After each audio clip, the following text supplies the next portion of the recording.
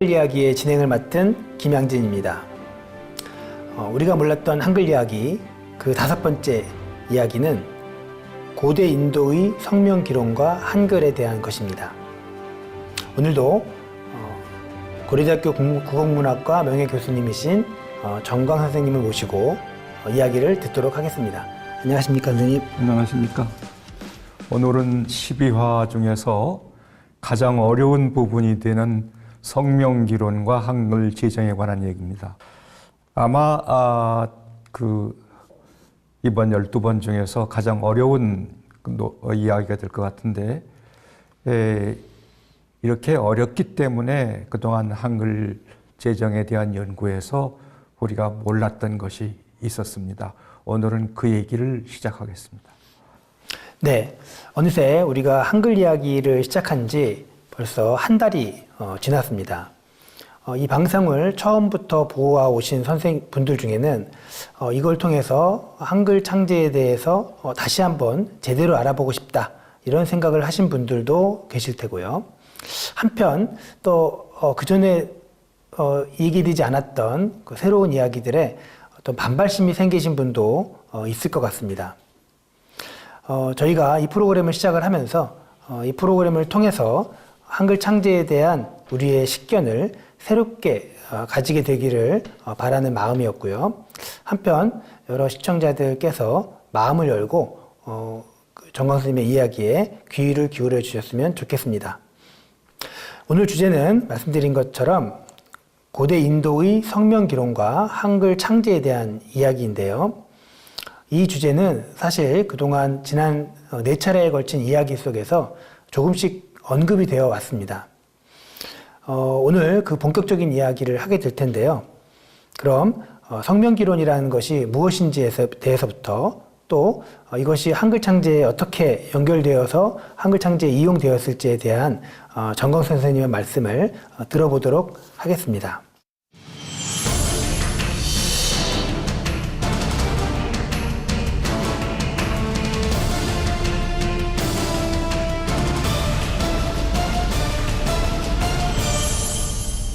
세계 최초의 음성학 연구소인 파니니의 8장이 현대 언어학에 심대한 영향을 주었다라는 말씀을 여러 차례 해주셨고요. 또 15세기까지 거슬러 와서 우리가 좋아하는 한글을 만드는데 그 근거로 제공되었다라는 말씀을 지난 4차례 방송에서 군데군데 여러 번 말씀을 해주셨습니다. 그럼 먼저 8장이 도대체 무엇인지, 불경이라는 것인지 아니면 말 그대로 문법서라는 것인지, 이에 대해서 한 번 더 설명을 좀 부탁드리겠습니다. 파니니가 지은 8장은 세계 언어학사에서 조금 소개는 됐지만 잘 알려지지 않았습니다. 내가 그 불경에서 찾아본 바에 의하면 비가라론이라고 하는 굴절어 문법의 문법 연구를 한 것이 8장입니다. 이 8장은 일반 문법서와 달리 짧은 잠언으로 굴절어의 문법을 소개하고 그걸 숫자로 해서 기록을 해놨습니다. 그래서 하나의 단어가 문장으로 이루어지기까지 여러 가지 그 굴절을 하는데 그것을 숫자로 표시를 해서 만든 책입니다. 그러니까 일반인들이 읽어도 이게 무슨 책인지 모르죠. 그래서 이 8장을 읽으면은 고대 산스크리트의 문법을 정확하게 알 수가 있습니다. 이 8장은 비가라론이라는 그 이름으로 대장경에 들어가 있습니다.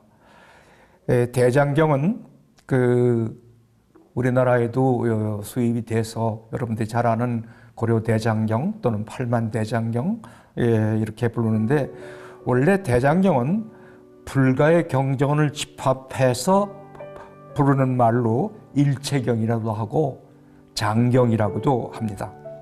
줄여서 장경이라고 부르죠. 원래 불경을 총칭하는 전통적 용어는 삼장이라고 합니다.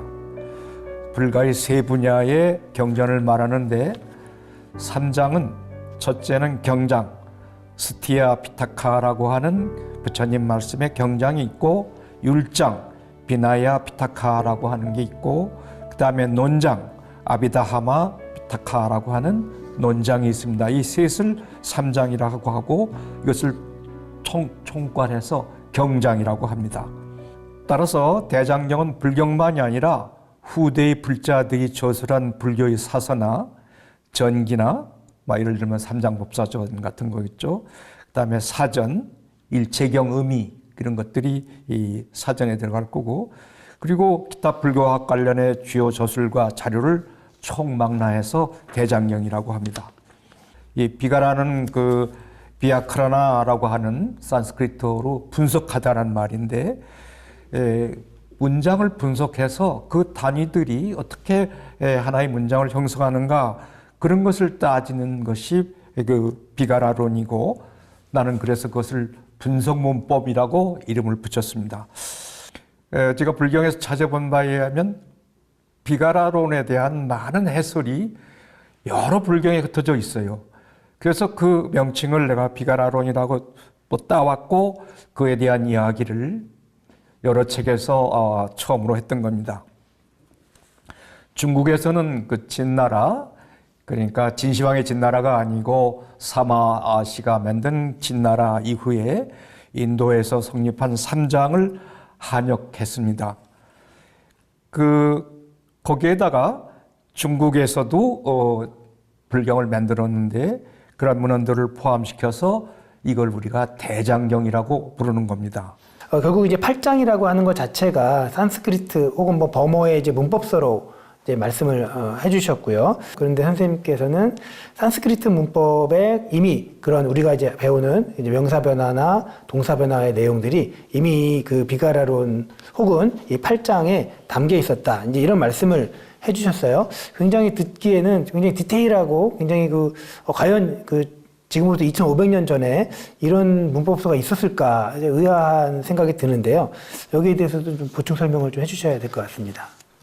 중국에서 불경 속에 들어있는 비가라론 8장의 문법 이론을 들여왔을 때, 이 문법 이론은 형태론이나 통사론 이 부분은 별로 흥미가 없었습니다. 왜냐하면 중국어는 고리어이기 때문에 산스크리트어와는 문법 구조가 달랐어요. 그래서 형태론이나 통사론 이런 것은 이 중국 사람들에게 받아들이기 어려웠고 또 잘 모르는 분야였습니다.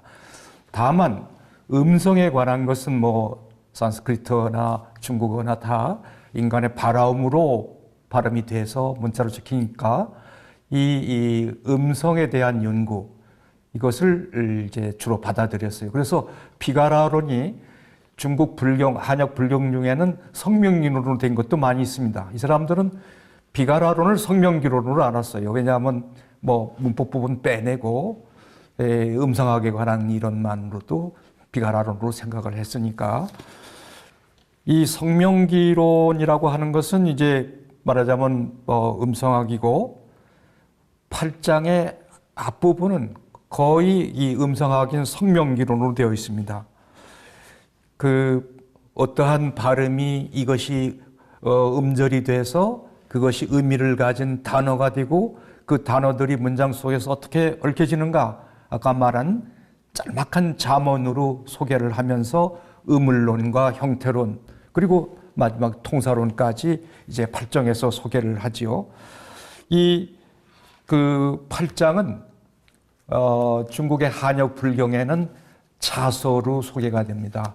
글자를 소개한 글을 이렇게 됐는데, 여기에는 아까 얘기한 여러 가지 문법 규칙들을 수트라라고 하는, 수트라는 산스크리트어로 실이라는 뜻인데 그 숫자로 표시를 합니다. 그 불경 속에서는 8000송의 개송이 있었다, 수트라가 있었다. 근데 지금 남아있는 그 8장에는 3998개의 수트라가 있습니다. 그러니까 이 수트라, 즉, 문장 형성의 규칙들은 아마 시대에 따라서 상당히 많았던 것 같아요. 변화가 있었던 것 같아요. 놀라운 것은 굴절의 두 가지 방법, 즉 우리가 체원이라고 부르는 명사의 고경이 있고 데크렌전이라고 하죠. 그 다음에 동사의 활용, 컨주게이션이 있는데 이런 동사의 활용과 명사의 고경이 8장 안에 다 들어 있습니다. 8장이라는 건 8개의 장으로 챕터로 나누어서 설명하는데 1, 2, 3장이 의문이에요. 이 의문에서 끝난 다음에 이어서 이제 형태가 시작되는데 거기에서 이제 소위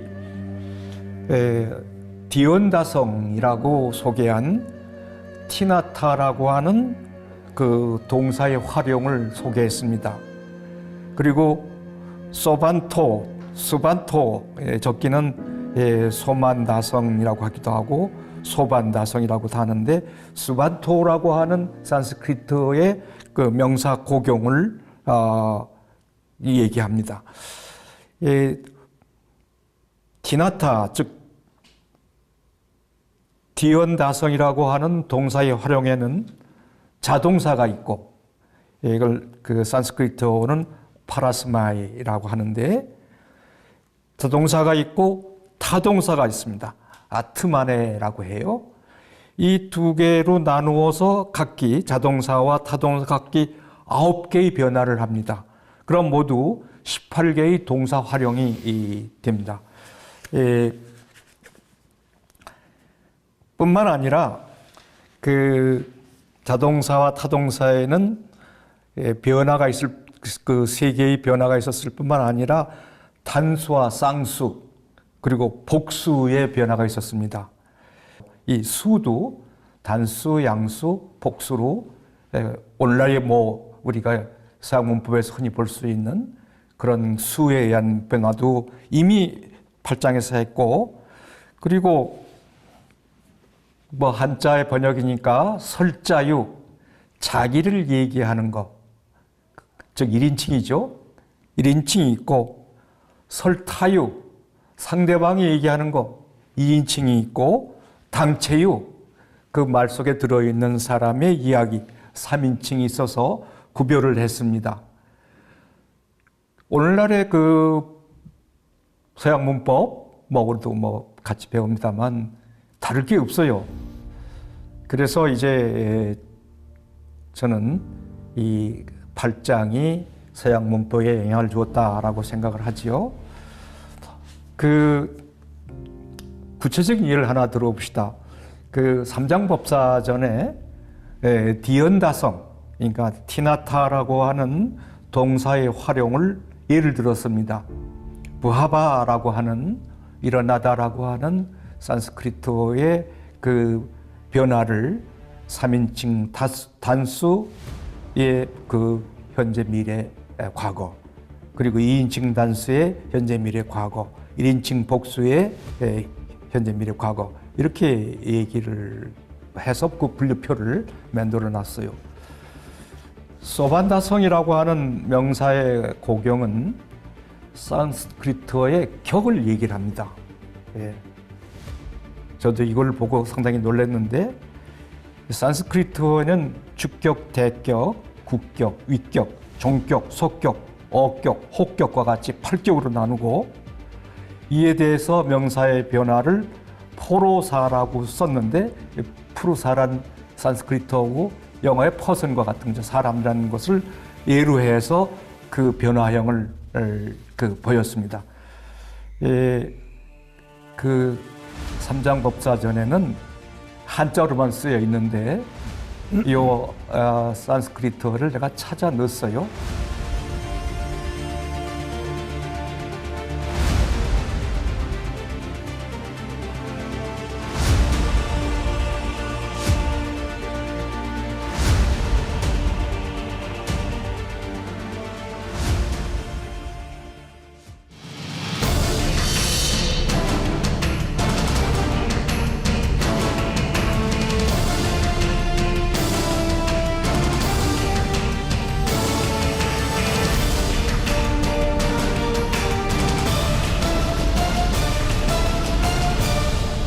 네, 계속해서 그 어마어마한 말씀을 해주셨어요. 특히 훈민정음에서 얘기하는 뭐 전탁이라든지 전청, 전탁 이런 뭐 그 불청불탁이라든지 이런 그 우리가 이게 흔히 알고 있는 기역, 뭐 쌍기역, 뭐 그 이응 이런 글자들의 음가, 뭐 차청의 이제 키읔이나 이런 것들의 음가를 나타내는 이제 구별들이 바로 이제 선생님 말씀하시는 비가라론의 어떤 이제 구분과 상관이 있는 이야기겠죠. 네. 예, 이제 성명기론이라고 하는 그 비가라론의 음성 연구입니다. 네. 비가라론을 예, 한자로 번역할 때 기론이라고 했고, 성명기론이라고 하는 것은 성, 저 인간의 발화음을 학문적으로 용부하는 그 비가론적인 생각, 그게 성명기론입니다. 성명기론에 대한 얘기를 많이 하고, 그 성명기론에서는 현대 조음성학에 뺨치는 여러 가지 그야말로 방법의 음원 연구를 했어요. 그 중에서 이제 조음 메커니즘에 따라서 그 조음 방식과 조음 위치에 따라서 그 음원을 분류하고 그것으로 문자화하는 것을 설명을 합니다. 그 원래 기본적으로 그 불경의 언어인 산스크리트어는 모음과 자음으로 돼 있어요. 마타라는 그 모음 14개 또는 12개, 대반열방경에는 범자의 14자, 그리고 시담자기에는 그 시담의 12자의 모음이 있고, 그 다음에 체음이라고 해서 체문이라고 해서 그 36개의 자음을 얘기합니다. 근데 마다는 영어로 머더인데, 그래서 우리가 그걸 모음이라고 번역해 쓰고, 체문은 바야나라고 해서 부속되다, 소속되다, 장식하다 그런 뜻이에요. 그러니까 마다에 비해서 체문이라고 하는 것은 자음은 거기 모음에 부속되어 있는 걸로 고대 인도인들은 의식을 했습니다. 그래서 그 체문을 보면은 우리 훈민정음의 순서와 똑같이 가, 카, 가, 그하, nga 하이 5개로 만들고,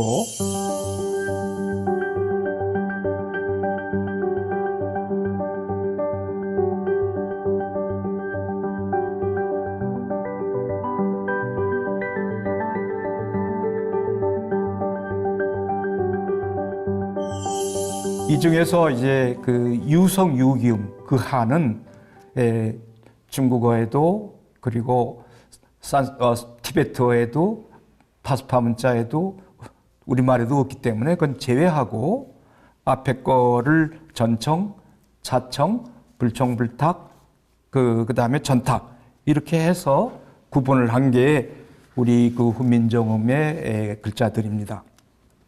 네.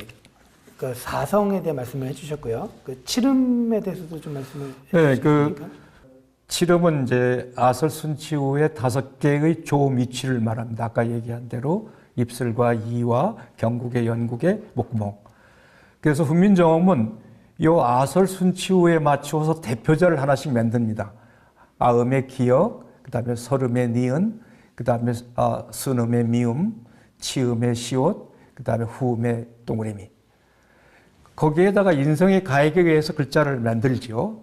그래서 이제 7자를 만들고 어떤 건 이체자도 만들기도 하고, 그래서 이제 글자를 만드는데, 칠음이라고 하는 것은 반설음과 반치음을 거기에 더 추가를 해서 아까 얘기한 아설순치후에 반설 반치를 더 넣어서 칠음이 됩니다.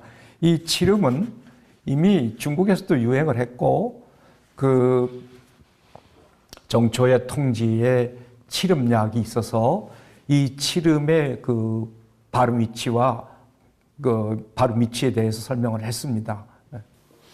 네, 그 최만리의 그 반대 상소에 대한 세종의 대답에서 사성 칠음이 무엇인지도 모르고 모르면서 뭐랄까 이제 반대하는 신하들에 대한 이제 세종의 질타가 생각이 났는데요. 사성 칠음이 뭔지, 또 거기에서 분류된 자모의 수가 몇 개인지 이런 것들을 이미 이제 다른 경로를 통해서 알게 된 세종의 입장에서는 이제 그런 것도 잘 모르면서 이제 명나라의 눈치를 보면서 이제 그 훈민정음을 반대하는 그런 어떤 이제 신하들의 모습이 무척 답답했을 것으로 생각이 됩니다. 사실 언어의 그 의문을 이해하는 데 있어서 이러한 이제 그 문자에 담긴 그러한 자모의 수, 특히 이제 의문의 수라고 하는 것들은 굉장히 중요한 영역이라고 생각이 되는데요. 그래서 이제 이 자모의 수가 가지고 있는 일정한 대응 관계를 선생님께서 계속 강조를 해 오셨거든요. 여기에 대해서 좀 더 설명을 간단히 부탁드리겠습니다. 중국의 그 성운학의 시작은 멀리 그 수나라 때의 절운에서부터 시작을 합니다. 근데 그것을 총집합한 것이 송나라 때 만든 대선중수 광운인데 이 광운의 36성 208운으로 정합니다.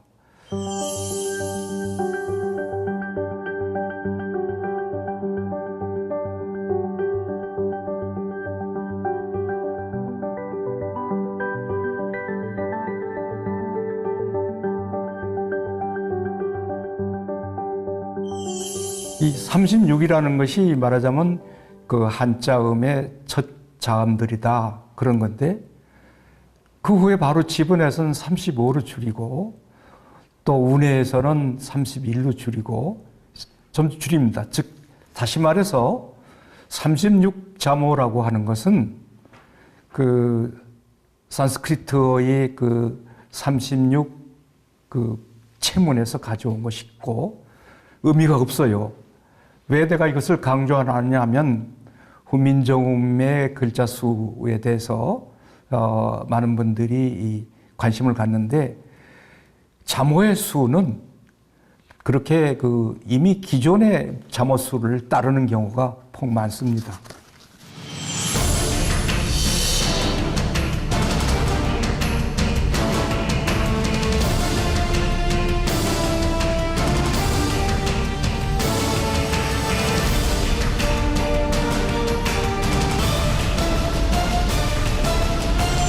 그 불경의 성명학에 대한 말씀을 이제 앞에서 그 자세히 설명을 해주셨습니다. 고대 인도의 성명기론에 의거해서 이것이 중국에서 이제 발달한 음성 이론이다 이런 말씀을 해주셨고요. 중국에서 한편 이제 이 산스크리트어에 대한 이제 불경이 이제 번역이 되었고 중국의 이제 고승들이 스스로 이제 불경을 쓰기도 하고 또 한역하기도 하고 이것들이 다 대장경에 이제 그 모이는 과정들도 말씀을 해주셨습니다. 이 가운데에서 이제 지금 비가라론이라는 말씀도 이제 해주시고 여러 가지 그 팔짱과 관련된 굉장히 어려운 얘기들을 많이 해주셨는데 그러면 정말 그 당시 승려들이 이 비가라론을 알고 배웠을까요? 네, 그 불경에는 비가라론에 대해서 한자로 비가라, 비가라나, 비가라남, 비가라론 뭐 이렇게 설명이 되고 어떤 때는 성명기론으로도 그냥 써놓기도 합니다. 아까 얘기한 대로 비가라는 문법서이기 때문에 오히려 그 음성학인 성명기론이 더 필요했기 때문이죠. 이 비가라나, 비가라나, 비가라남 이것은 모두 범어의 비아카라나라고 하는 말을 한자로 쓴 건데 이 아까 말씀드린 대로 산스크리트어로 이건 분석하다는 말이고 그래서 이제 분석문법이라고 합니다. 이 분석문법이라고 볼 수 있는 비가라론이 불경 안에 꽤 많이 들어있어요. 아까 뭐 푸르사 얘기도 했지만 그리고 이제 이것을 열심히 배웁니다. 불렴이 그 한역한 보살영락 본업경에 보면은 학원에 불도에서 배워하는 12개의 경, 시부부경의 하나가 비가라나를 들고 있습니다. 그러니까 옛날에 그 불도들은 이 시부부경의 하나인 비가라나를 배웠죠.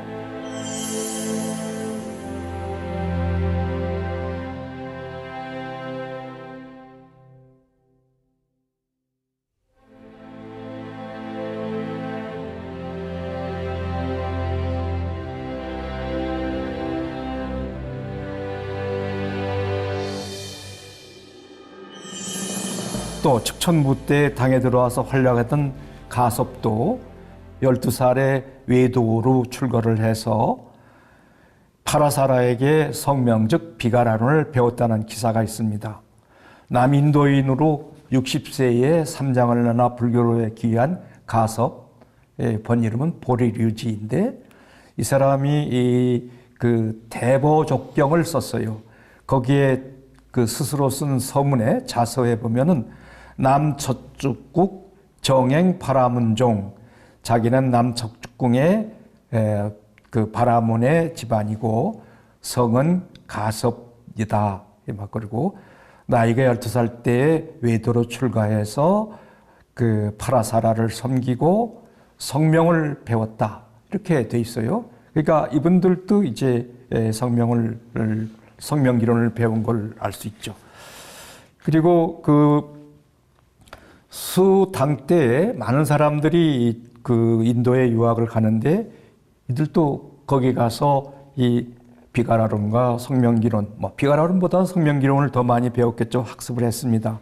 예를 들어서 당나라 현장인 그 삼장벽사 일대기를 쓴 그 삼장법사 전에 보면은 현장이 자기 스승인 계현법사라고 하는 유명한 분이 있는데 그 계현법사가 상명기론을 배웠다라고 이렇게 적어 있어요. 즉 계현법사 겸 학 바라문서, 계현법사가 바라문서를 공부했고 아마 이 바라문서는 8장일 수도 있어요.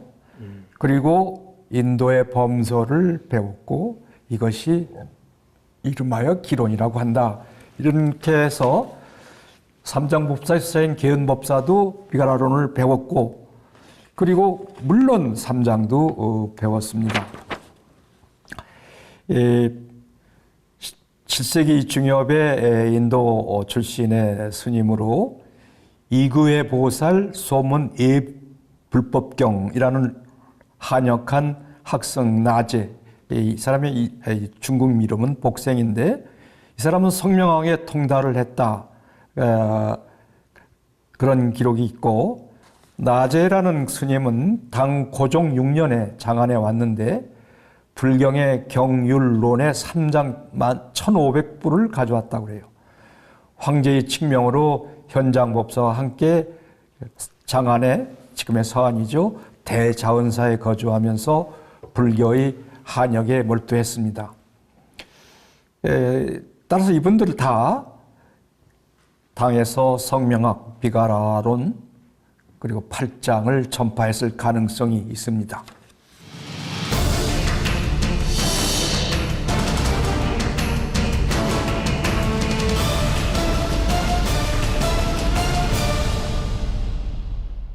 네, 그 중국에서 굉장히 오랫동안 그리고 많은 분들이 이 성명기론, 성명학을 이제 공부했다라는 말씀을 해주셨어요. 한편 이제 이 성명학을 기반해서 나온 성운학 이론을 말씀하시면서 이제 여기에서 우리가 반절이라고 부르는 그런 어떤 이제 반절의 그 표현법 혹은 이제 반절의 그 방법이 나오게 되었다 이렇게 말씀을 하셨거든요. 반절에 대해서 사실은 훈민정음 얘기할 때 얘기하지 않을 수가 없겠는데요. 그러니까 반절 표기법은 뭔지 한번 더 설명을 좀 해주십시오. 네, 그 훈민정음을 반절이라고 부르기도 하고 언문을 반절이라고 부르기도 했죠. 네. 그런데 이거에 대해서 아무도 얘기를 안 해요. 그 이유는 우리가 훈민정음이나 한글을 몰라서가 아니라 언문을 몰라서가 아니라 반절을 몰랐기 때문이죠. 이 반절은 그 중국에 온 서역의 역경스들이 만든 겁니다. 역경스들이 중국에 와서 불교를 전파하기 위해서 불경을 번역해야 하는데 그러려면 중국어를 알아야 되고 중국어를 배우려면 한문을 배워야 하고 한문을 배우려면 한자를 알아야죠. 근데 한자는 표의 문자입니다. 글자 하나만 가지고 어떻게 발음하는지 모르죠. 물론 이제 그 한자를 만드는 그 육서 중에 상형, 회의, 지사, 전주, 가차 그리고 해성 또는 형성이 있는데 이 형성 부분은 글자 하나가 발음을 암시를 해요. 예를 들어서 풀초자의 위에 초두변에 밑에 조자를 쓰는데 밑에 이 조자를 왜 갖다 쓰느냐? 이 풀과 관계없는 건데 이건 발음을 왜 갖다 쓴 겁니다. 그런 그 해성의 방법, 또 우리는 그걸 형성이라고도 부르는데 이 방법으로 만든 한자가 80% 거진 90%에 가깝습니다. 그럼에도 불구하고 한자는 발음을 따로 배워야 해요. 이 서역에서 온 역경순들도 이 발음을 배우는 게 가장 큰 문제였습니다. 글자는 뭐 보고 쓰면 되지만 또 뜻은 뭐 익히면 되지만 이 발음은 어떻게 알 수가 없어요. 그래서 이제 발음을 배우는 것을 찾았는데 그 당시에는 중국의 한자에서는 지금법이라고 해서 이 글자는 이 글자와 같다. 예를 들어서 동역동자는 한 가지 동자와 같다. 이렇게 하는 것밖에 없었는데 이 역경승들은 그 서역의 산스크리트 문자처럼 그 한자음을 한 음절로 생각하고 맨 앞에 있는 자음과 그 다음 부속을 둘로 나누어서 마치 범자가 산스크리트 문자가 자음과 모음이 결합돼서 그 체문과 마다 이렇게 나누어 본 것처럼 두 개로 나누어 생각을 했어요. 그래서 앞에 오는 글자를 첫 성이라고 하고 뒤에 오는 글자를 운이라고 해서 성과 운을 결합시켜서 만드는 그런 방법을 이제 만들어서 표기를 했습니다. 이러한 반절이 방법이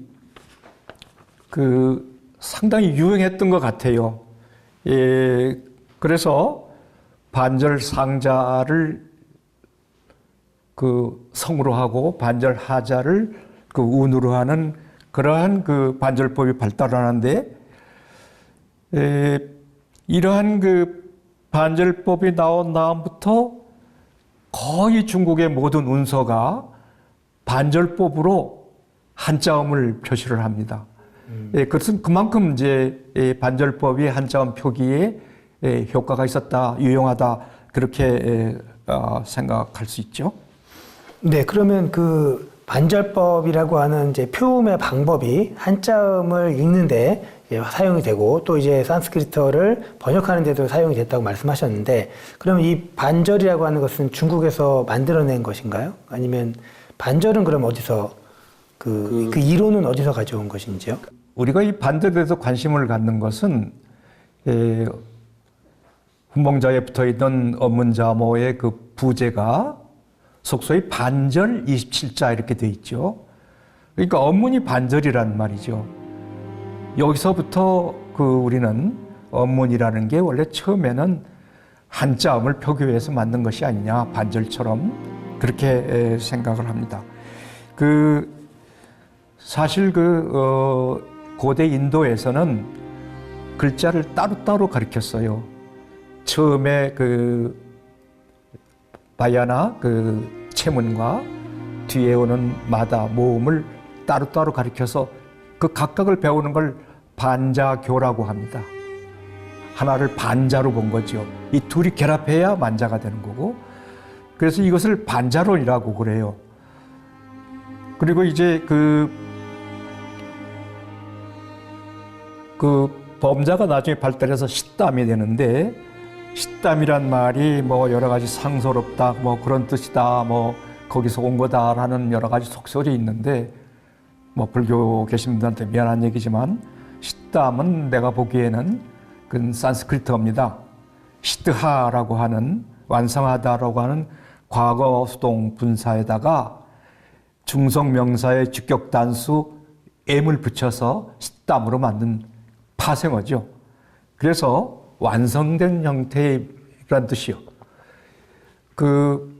불경을 보면 반자교, 반자론도 있는데 반자교라는 건 체문과 마다를 따로따로 가리키는 것이고 그걸 논하는 게 반자론이고 만자교, 만다론도 있어요. 이것은 이 두 개를 결합시킨 자음과 모음을 결합시킨 글자 그대로 범자를 가리키는 거 이것을 만자교라고 해요. 그래서 식담이라는 것은 만자라는 의미다. 나는 그렇게 보고 불경의 반만이교가 도처에 등장합니다. 난 처음에 이게 뭔지 몰랐어요. 근데 이게 반자교, 만자교의 두 가르침이다라고 봐야 하고, 그 반자교라고 하는 것은 그 자음과 모음을 따로따로 가리키는 거고, 만자교라고 하는 것은 그 문자를, 범자를 가리키는 것이다, 이렇게 볼 수가 있어요. 네. 그러면 반자론이라면 오늘날 얘기하는 알파벳 같은 이제 그런 그렇죠. 개념이라고 그렇죠. 볼 수 있겠고, 만자론이라고 하면 자음, 모음이 결합해서 만들어진 음절 문자, 음절 맞습니다. 단위의 개념으로 이렇게 이해를 하면 될까요? 네, 맞습니다. 반자련이 불경을 통해서 중국에 들어와서 중국에서 사용된 한자음을 반절로 바꿉니다. 그러니까 한자음도 반자로 나누자. 그래서 이제 그 범자와 동일하게 그렇게 생각을 했는데, 예를 들면 동력동자는 덕홍절이라고 합니다. 큰 덕자의 덕, 거기에 D와 홍의 옹, 이걸 붙이면 동이 되니까 덕홍절, 이렇게 해서 덕홍절이라고 원래는 이게 덕홍절 하지 않고 덕홍반 그랬어요. 반절의 반을.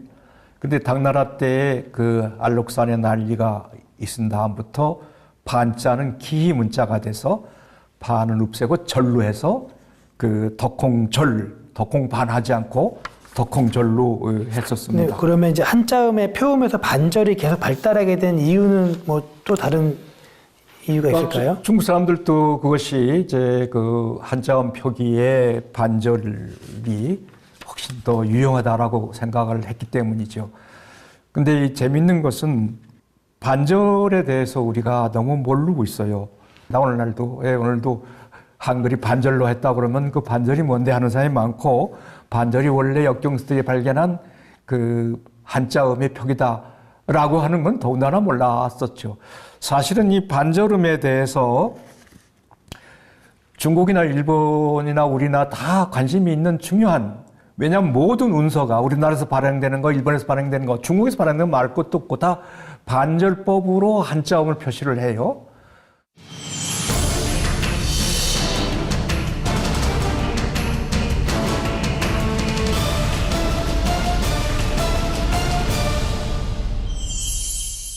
그 성운학의 기초가 되는 반절이 그 인도 성명기론의 반자론, 만자론에서 왔고, 반자론이 일종의 알파벳이라면 만자론은 그걸 합쳐서 음절화시키는 기제로 말씀해 주셨어요.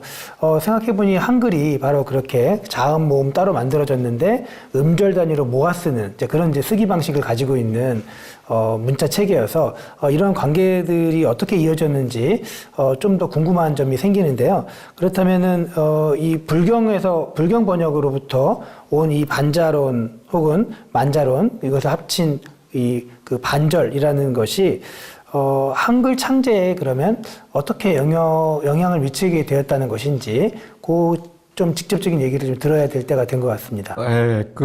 내가 원래 한글이 훈민정음이라는 이름으로 창제될 때에는 가족 중심이었고, 그리고 뒤에 이제 집현학자들이 거기에 참가를 했고, 그러다가 채말리의 반대상소가 나와서 이제 신미대사가 참여하게 된다, 그렇게 생각을 했는데,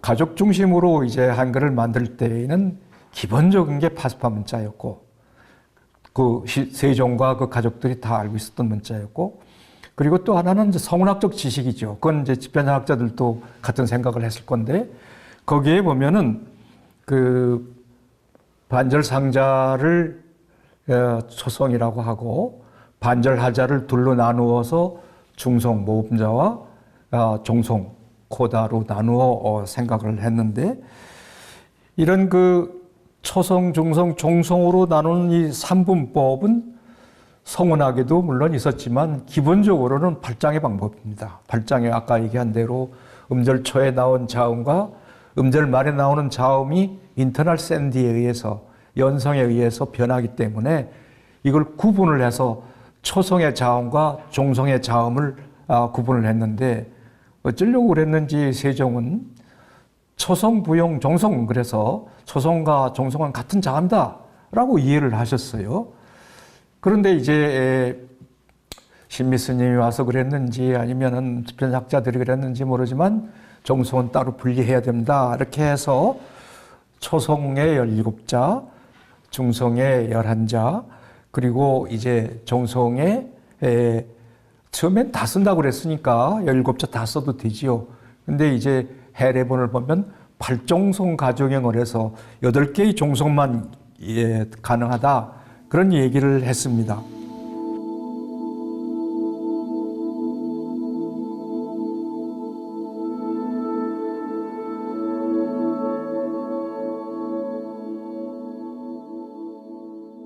우리가 몰랐던 한글 이야기, 그 5번째 이야기로 오늘 고대 인도의 성명기론과 한글의 상관관계에 대해서 이야기를 나누었습니다. 오늘의 이야기가 그 어떤 역사 이야기보다 더 가슴 뛰고 흥미진진한 이야기거리를 우리에게 제공해 주는 것이 아닌가 하는 생각입니다. 선생님, 오늘 말씀하셨던 내용들을 좀 강의 소감과 함께 시청자 여러분 힘드셨죠? 네.